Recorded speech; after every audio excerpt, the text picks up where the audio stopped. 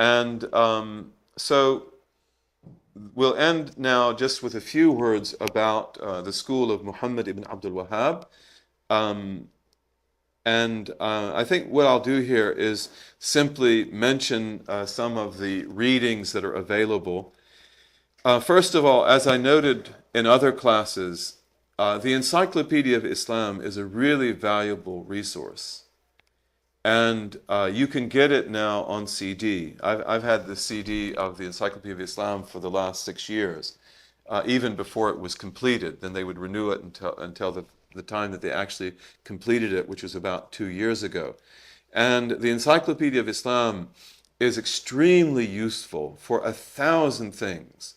Let's say, for example, that you wanted to know about the Hausa language, and you wanted to know about things like how the Hausa used their language to incorporate the culture of West Africa into poems and songs and things like that. You can begin in the Encyclopedia of Islam.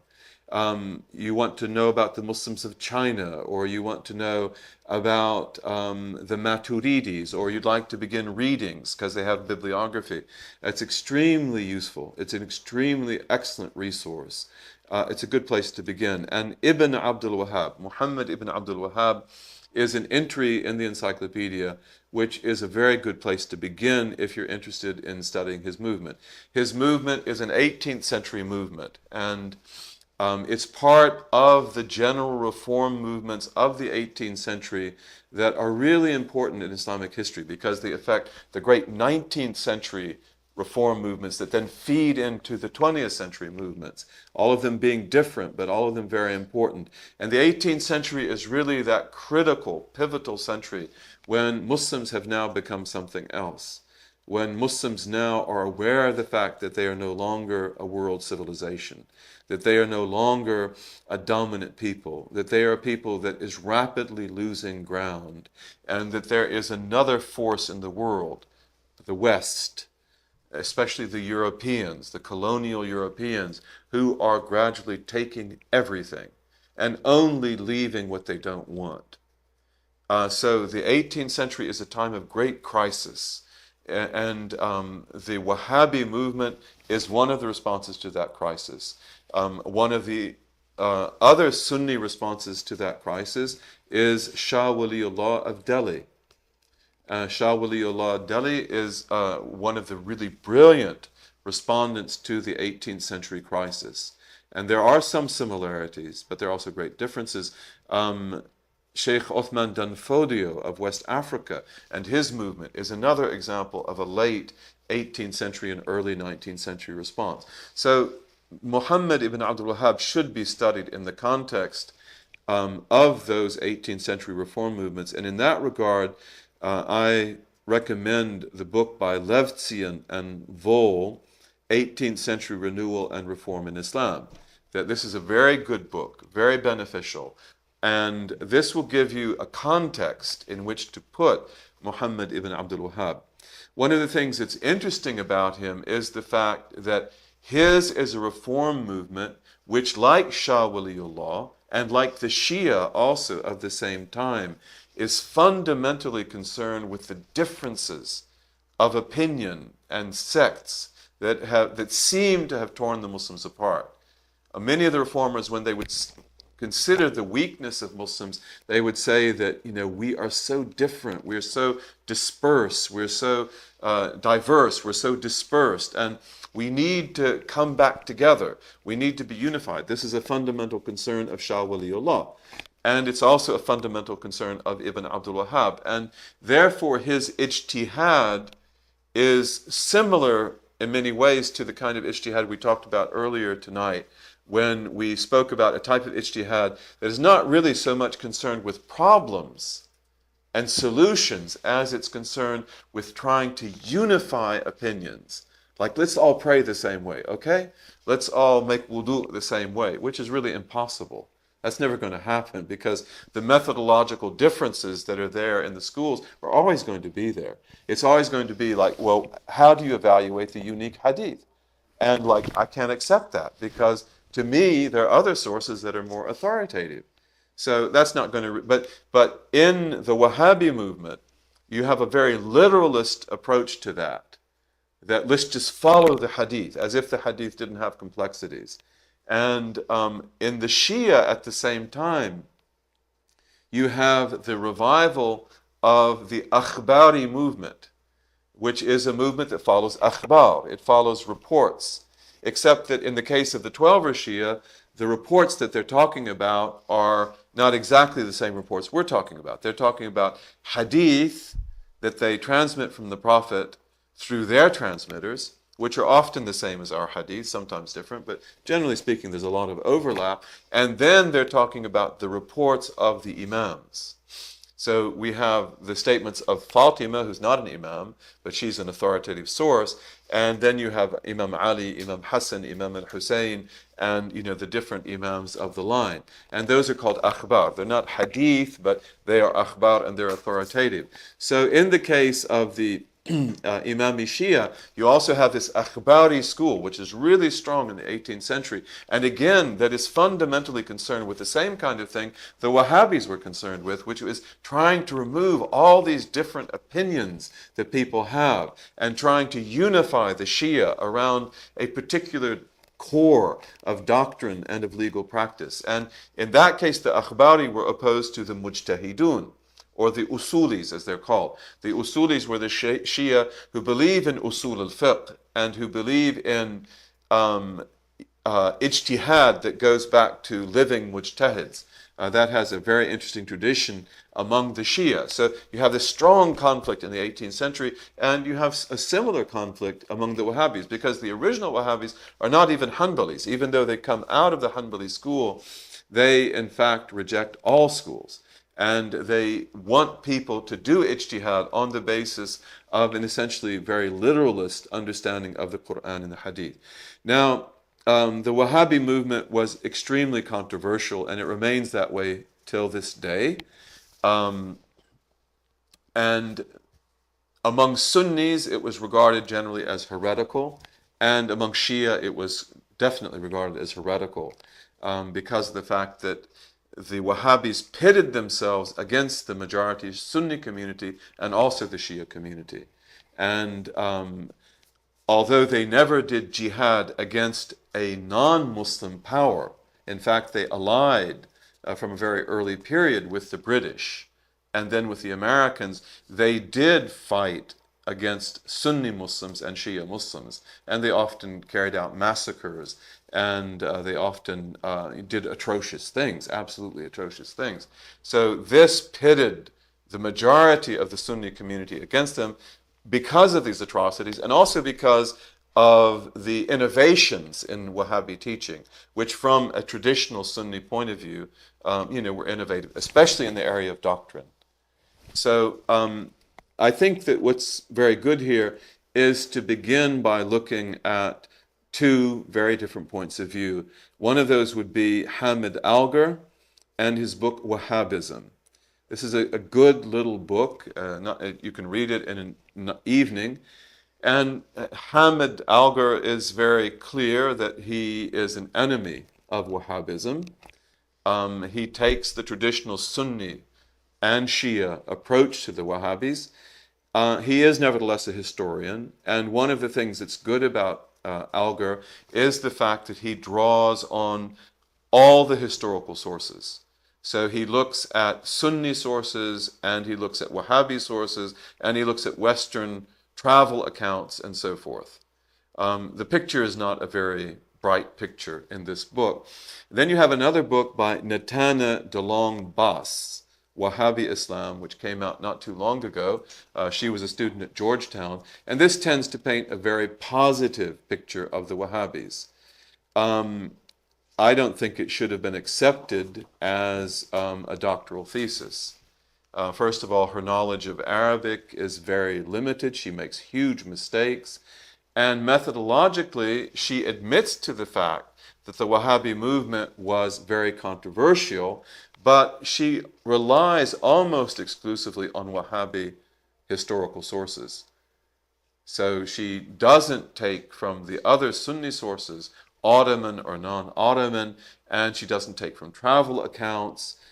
She simply regards that material as too problematic to deal with, and a historian can't do that. All the material is problematic. And it all has to be weighed and sifted until we can try to find the real account. But nevertheless, she attempts to be fair.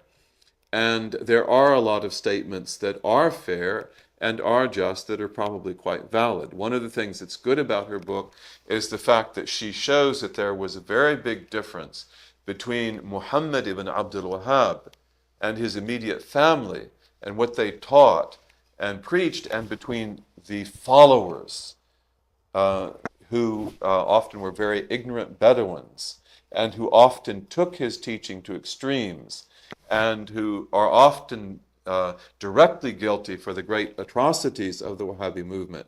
So that kind of a division, that kind of a dichotomy in the Wahhabi movement is something that some of the great Sunnis who were essentially contemporary, like the great Shaykh Ahmed ibn Idris, who was a Moroccan and a Sufi Shaykh and also a legal teacher of the law, who was the Shaykh of Imam al-Sunusi, who actually witnessed the Wahhabis and lived in Mecca when the Wahhabis took first possession of Mecca. One of the things that he acknowledged is that there is a fundamental difference between the rank and file Bedouin followers of the Wahhabis who had a very simplistic understanding of the Wahhabi teaching, probably like a lot of Wahhabis today, and between the family of Ibn Abdul Wahhab themselves, who he said were scholars, who were people who understood what it meant to prove something or to disprove it, and if you gave them a legitimate argument, they would follow it. What are the primary differences between Hanbali theology and Hanafi Maturidī theology?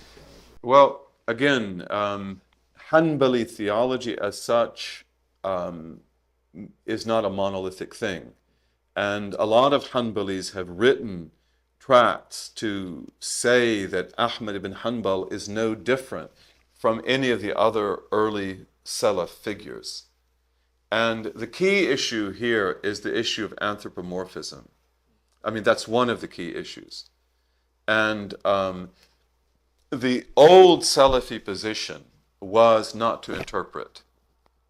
So when you are faced with a verse of the Quran or a hadith that speaks of God in human terms or in bodily terms, that will say, for example, that God sat on his throne, or the most merciful, Ar-Rahmanu ala al-Arsh istawa, the most merciful assumed the throne.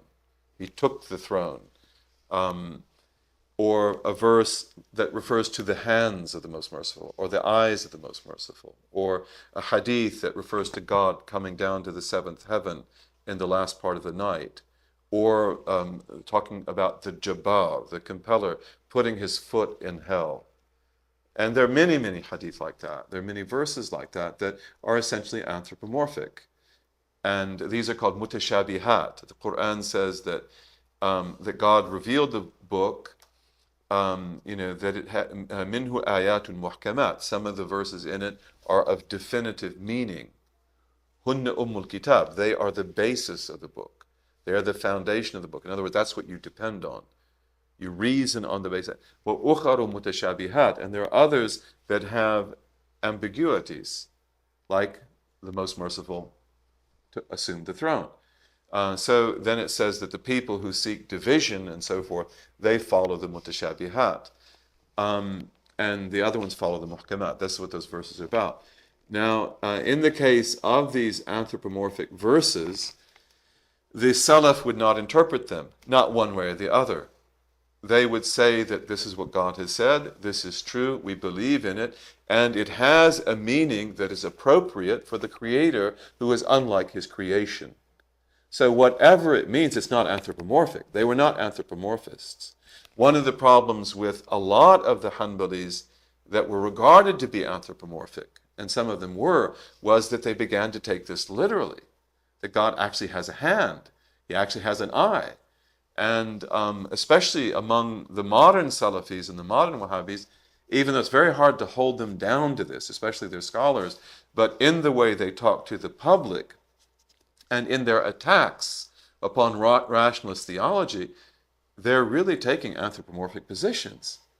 And they will speak about these things in bodily terms. I've heard that many times. I've heard some of the great sheikhs of the Wahhabi movement in Saudi Arabia say things about God's in heaven, he's not in earth, which is absurd. And of course it's against the Quran, because it says that he's Allah in the heavens and the earth. And then the reasoning that this sheikh gave was that if God were in the earth, he'd also be in the toilets, which is idiocy. Because again, in basic rationalist theology, it's very clear that nothing that pertains to temporal beings can pertain to God. So he's not connected to anything, and he's not disconnected to anything. And he's not physically near to anything, and he's not physically far away. He's not transcendent, and he's not immanent in a physical sense, because he's totally other. He's not created. He's not in time and space. He's the Lord of time and space. He's the Lord of the past, the present, and the future. He's not waiting for the future to happen to know what's going to be. God is utterly different than you and I. So, this anthropomorphic wing in the Hanbalis and in then the others that come from them, like the Wahhabis and the Salafis, this is one of the biggest issues. There are also other issues.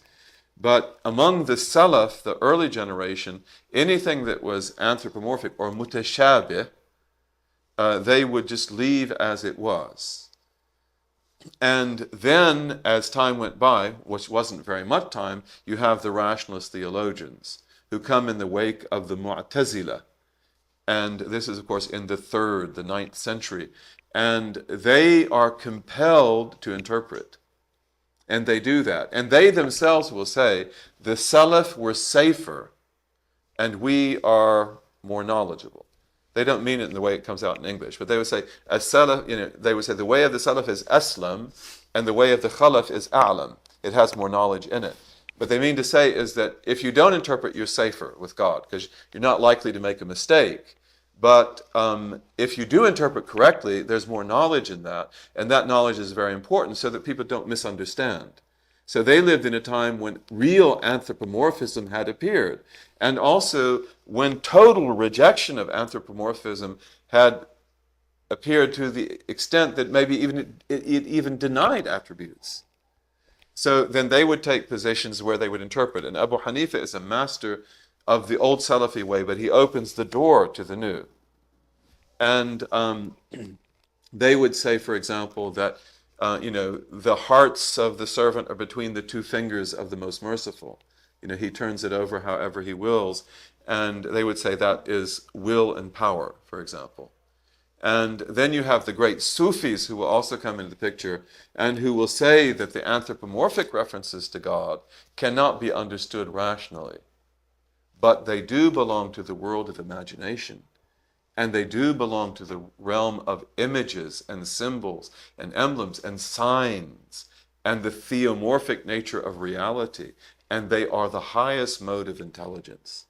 And they are the very mode of prophetic understanding. So that's why you have it. Because again, if you take a strictly rationalist Ash'ari or Mu'tazili approach, it's like, why does the Quran have these verses? Or why do the Hadith have them? Because if they've got to be interpreted, then maybe there's a mistake that was made here. And what the great Sufis will say is that the rationalists are correct. None of this can be understood rationally. God, laysa kamithlihi shay', wa huwa as-sami'ul 'alim. That God is not like anything. Okay, He's utterly different from everything. So rationally, you have to believe that. But there are other levels of perception. The world of imagination, of images, of dreams, of the whole reality that human beings have, which is actually the complete picture.